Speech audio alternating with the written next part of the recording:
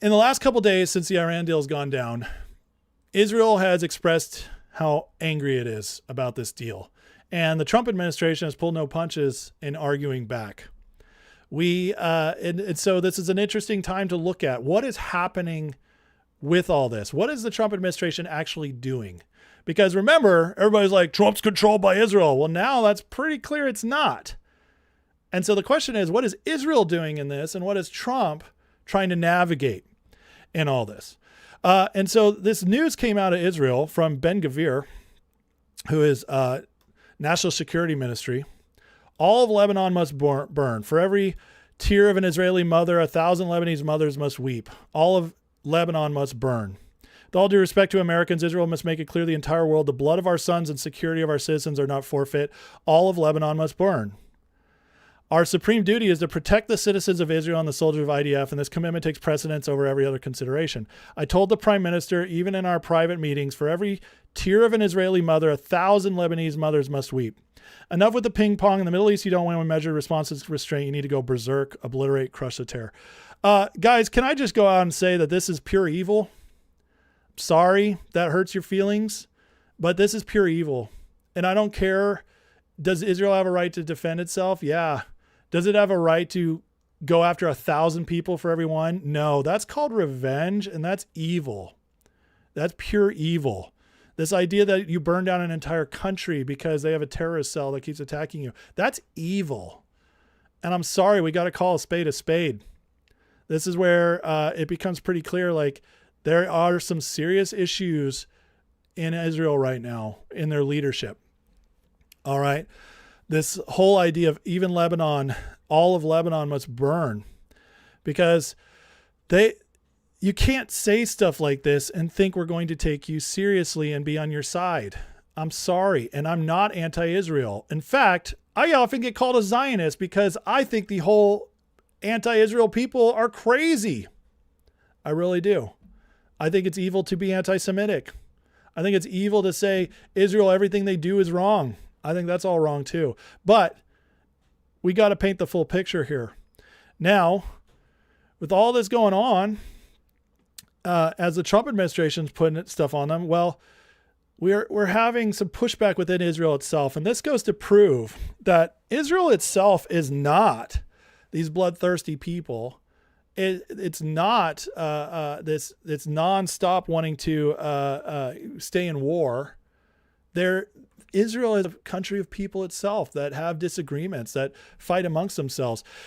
And it says, Yair Lapid came out and said, in the past day, U.S. Vice President got angry at a press conference over Smotrich and Ben-Gvir. That was the Ben-Gvir post I just read you. Foreign Ministry Saar cut ties with the European Union's foreign minister, and Trump said Netanyahu is showing irresponsibility in Lebanon.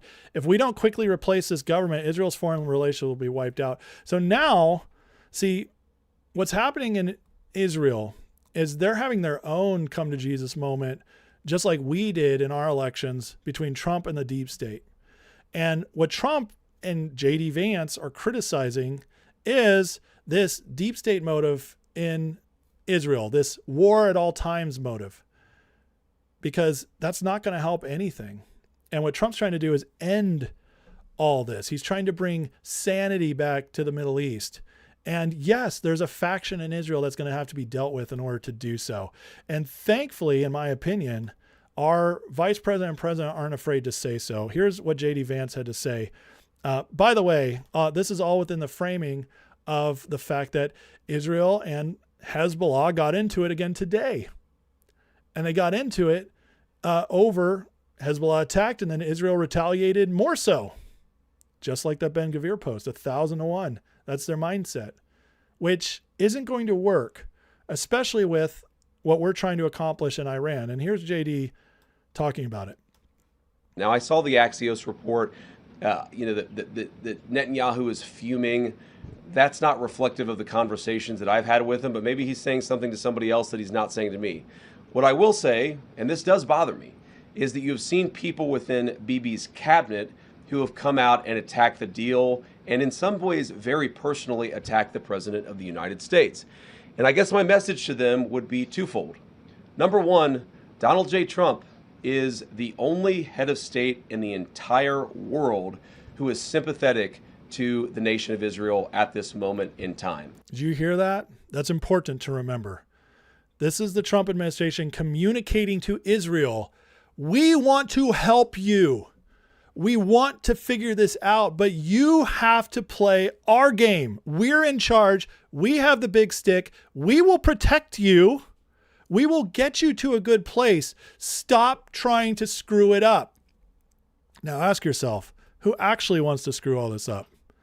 The same globalist, deep state, Davos, City of London crowd that got us here in the first place, because things are ramping up and they are getting weaker and weaker. So they're pulling out all assets.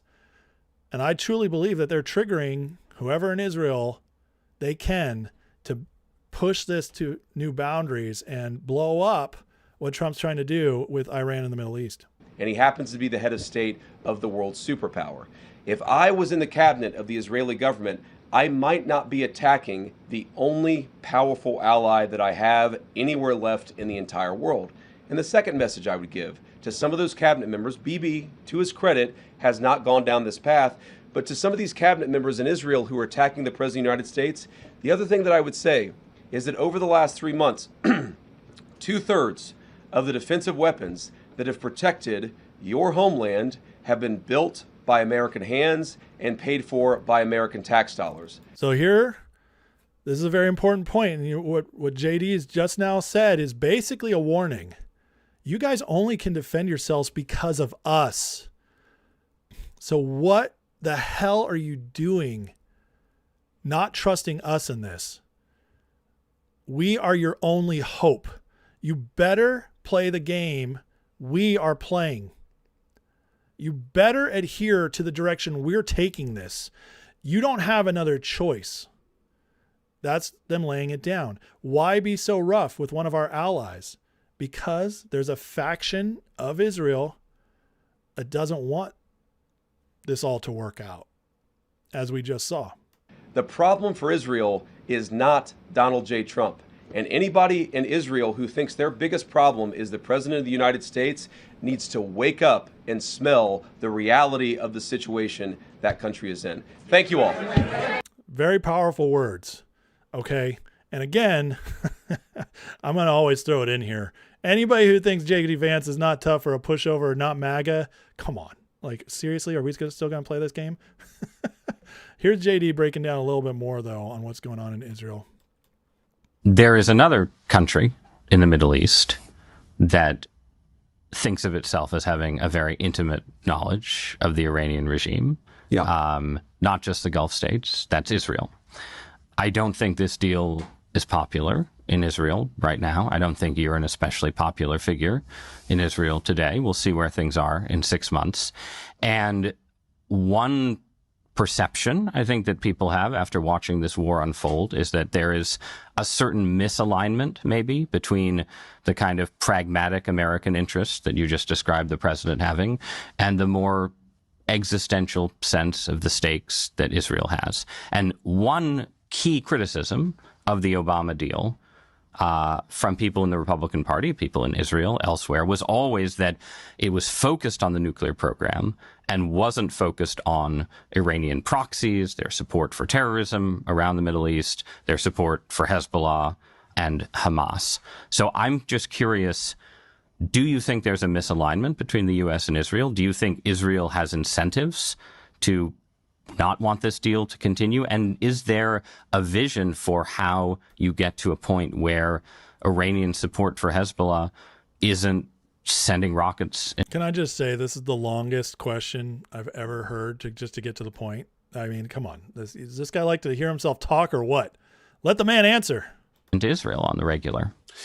Well, what I'd say here is that it's clear that large segments of the Israeli political system and population are very sensitive about this deal. But I also think that they're picking up on some misinformation about the deal and running with it and sort of panicking about it.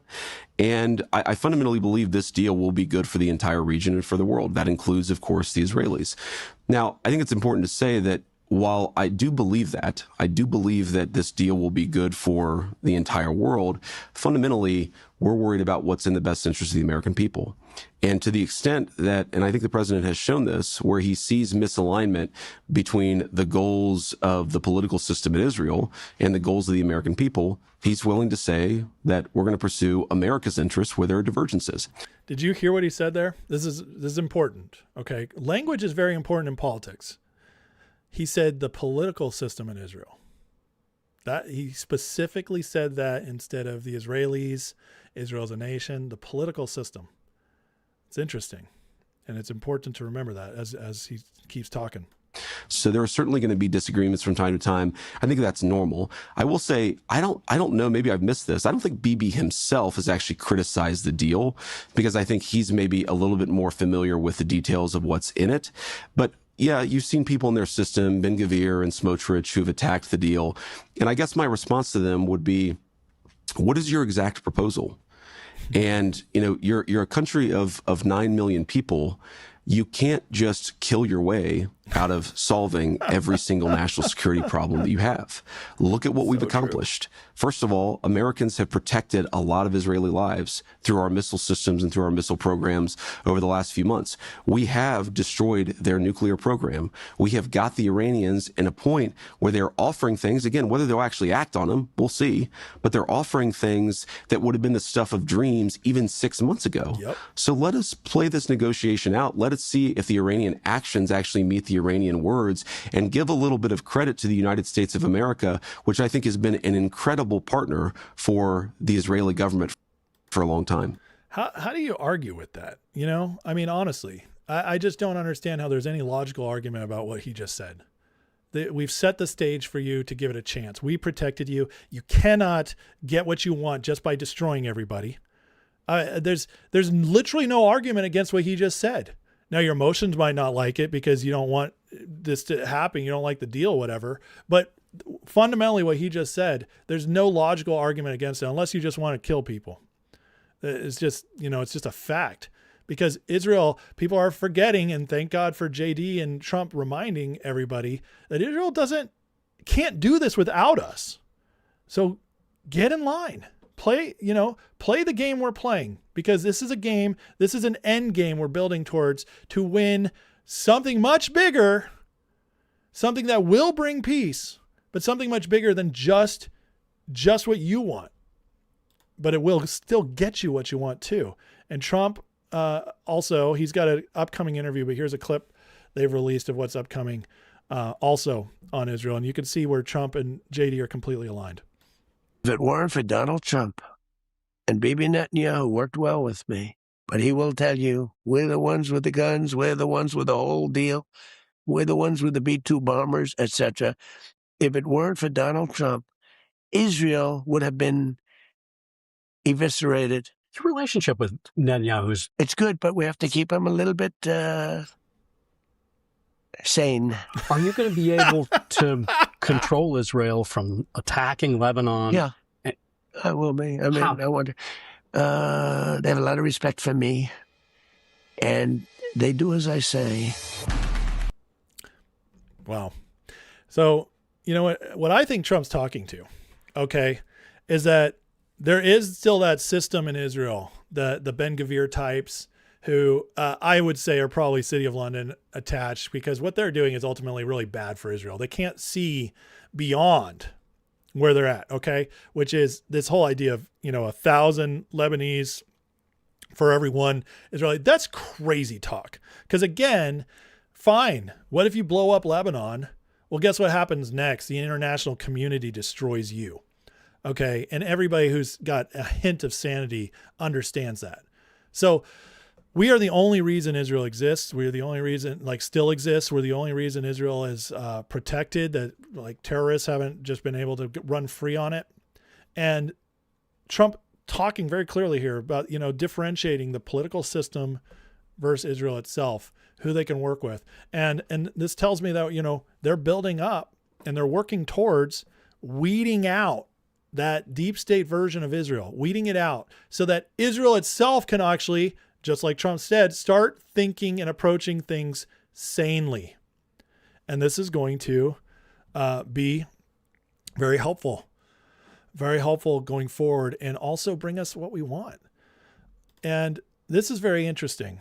So for those who like Iran can't change, well, here's another aspect that things might be shifting because the Hezbollah, Israel were getting into it this morning. And last night they were starting to heat up again, which was going to be very bad for the Middle East stability, for our deal with Iran. But then a ceasefire was negotiated, and here's some of the details being reported. Hey, good morning. Well, this latest ceasefire kicked in just about an hour ago. A U.S. official says it was brokered by Qatar, the United States, and with help from Iran. Now, it's important to note that this is not a retreat for Israel from these established security zones in southern Lebanon. And the IDF says that they have every right to defend themselves. And this comes on the heel of heightened fighting in southern Lebanon. Overnight, the IDF reported 4 soldiers were killed and dozens of Hezbollah fighters died. Lebanon reported 21 people were killed. This latest fighting follows an escalation in southern Lebanon after an Israeli airstrike hit Beirut. Hey, good morning. Well, this latest ceasefire. Okay, so listen, this was the one part. Kicked in just about an hour ago. A U.S. official says it was brokered by Qatar, the United States, and with help. They brokered the ceasefire with help from Iran. Isn't that interesting? Now, again, nobody's pretending that IRGC is good. No one's pretending that the IRGC necessarily even wants peace. But we have to deal with what we can see, and we have to deal with actions that speak louder than words. If they're crediting Iran at all for showing up to the table to help broker a ceasefire, even if that meant they just told Hezbollah to stand down, that's a difference, folks. That's a difference. And the question is whether these differences will last, whether they'll grow, or if they'll go back. At this point, we don't know. Because I do believe the IRGC is run by a bunch of crazy people. I believe their City of London assets, or at least they were established that way. But here's the thing. Human beings tend to shift when they're forced with crazy circumstances. And the IRGC, what's left of them, is looking at the fact that they have no money to pay their soldiers, and their soldiers aren't as crazy as the leaders. They're just, they're getting a paycheck. They're faced with the fact that they barely have any military might anymore. It's been mostly taken out by the United States. So you get people who are facing their own death and destruction, the entire bit of their legacy falling apart, maybe not even able to... At this point, I feel like if the Iranian people rose up, it would probably not be that difficult to overturn the government. But it would have to be united, and it would have to be a major push. I'm not saying 10,000 people could do it, but say if 20, 40, 50,000 rose up, that might finally be... They might be weakened enough for it to happen. We don't know the specifics, but I think it could be possible. We're at least closer, right? I don't think that's debatable. Not knowing what we do about their economy, 40 to 50% knocked down GDP, their entire Air Force, Navy obliterated, all their air defense obliterated, nuclear program obliterated. So they're definitely not as strong as they were. So do we trust the IRGC? No, that would be stupid. But situation has changed. They're in a completely different area. Do you allow them a chance? And I think this ceasefire, what just happened, the fact that Iran's even a part of it, the fact that Iran is now letting our inspectors go in, something has shifted. The question is, as JD Vance and Trump have both said as well, we don't know if it'll last, but give it a chance, because we can't go, and Trump will refuse to go, to just bombing everybody. Civilians dying, not acceptable. The whole Ben Gvir, 1,000 to 1 deaths, that's not going to happen. That's not okay. And that will never be seen from President Trump or a President Vance or even a President Rubio if that's what happens. We're not going to do that. So the only other, if we're not going to obliterate them, if we're not going to wipe all of them off the face of the earth, then the other option, and we can't invade them. The American people won't stand for that. So the only other option is give this a chance. And that's what we need to do. And in all this, I do think we're going to see, because I do believe, I'm betting on Trump. I'm betting on Trump, Vance, the team. I'm betting on the shifts going on in Israel and the shifts going on in Iran, that we're going to see some things be much different over the next few months and years. And looking back, we're all going to say, this is pretty incredible what Trump pulled off. That's what I'm betting on. And we'll see if I turn out to be right.